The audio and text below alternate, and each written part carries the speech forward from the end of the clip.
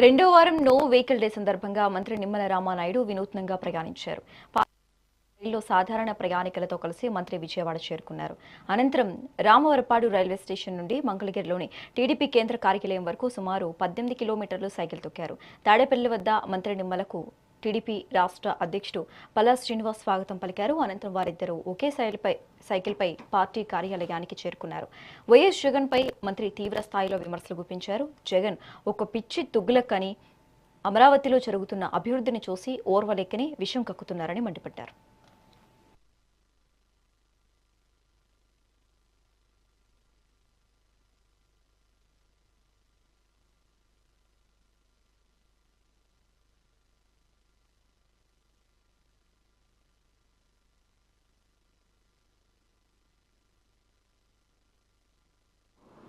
ఇప్పుడు జగన్మోహన్ రెడ్డి గారి మాటలకి విలువ లేకుండా ఈరోజు ఆంధ్రప్రదేశ్ రాష్ట్రంలో, ఎందుకంటే ఆ రోజు ప్రతిపక్షాల్లో ఉన్నప్పుడు నేను రాజధానిని ఆహ్వానిస్తున్నాను, అమరావతిని ఆహ్వానిస్తున్నాను, రాజధాని 30,000 ఎకరాల పైబడి ఉండాలని చెప్పింది జగన్మోహన్ రెడ్డి ఆ రోజు అసెంబ్లీలో.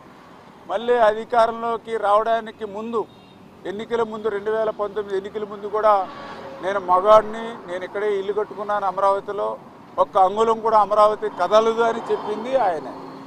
మరి ఎన్నికలు అయిన తర్వాత 151 సీట్లు ఇచ్చిన తర్వాత ఆయన మాట తప్పి మడమ తిప్పి అమరావతి కాదు 3 ముక్కలు అన్నాడు.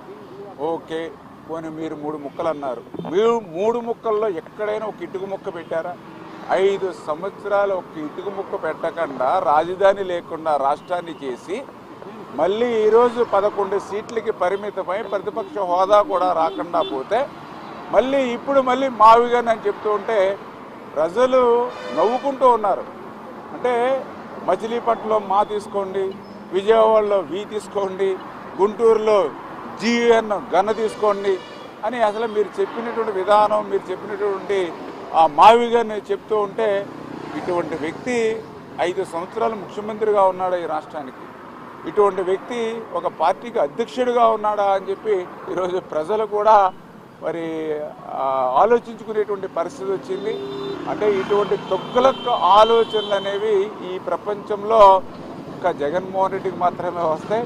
అంచేత ఇటువంటి జగన్మోహన్ రెడ్డి చెప్పేటువంటి మాటలన్నింటినీ కూడా ఒక జోక్ మాదిరిగానే తీసుకుంటున్నారు తప్ప ప్రజలు ఎక్కడ కూడా దాన్ని సీరియస్గాను పరిగణించినటువంటి పరిస్థితి మనందరం కూడా చూస్తూ ఉన్నాం. రేపటి భవిష్యత్తులో ఇలాంటి ఆలోచనలతోటే నువ్వు పోతే, నువ్వు ప్రజలు బుద్ధి చెప్పినా కూడా నువ్వు మారకపోతే రేపు భవిష్యత్తులో ఆ 11 సీట్లు కాదు కదా, ఆంధ్రప్రదేశ్ రాష్ట్రంలోనే వైఎస్ఆర్సీపీ పార్టీ కనుమరుగయ్యేటువంటి పరిస్థితి.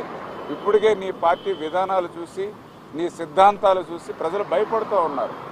రేపు మళ్ళీ అధికారంలోకి వస్తే ఇంతకంటే ఎక్కువ అభివృద్ధి చేస్తాం, ఇంతకంటే ఎక్కువ సంక్షేమాన్ని అందజేస్తామని ఎవరైనా చెప్తారు. కానీ నువ్వేం చెప్తూ ఉన్నావు? రేపు అధికారంలోకి వస్తే రప్ప అంటూ ఉన్నావు. రేపు అధికారంలోకి వస్తే గంగమ్మ జాతరలో పొట్టేళ్లను నరికినట్టుగా నరుకుతానంటూ ఉన్నావు. మరి ఇప్పుడే నువ్వు గొడ్డళ్లతో మరి మోటార్ సైకిల్ మీద వీరాంగం చేస్తూ ఉన్నారు నీ నాయకులు, నీ కార్యకర్తలు. ఆ గొడ్డళ్ళని నడి వీధుల్లో తిప్పుతూ ప్రజల్ని భయభ్రాంతులు చేస్తూ ఉన్నారు.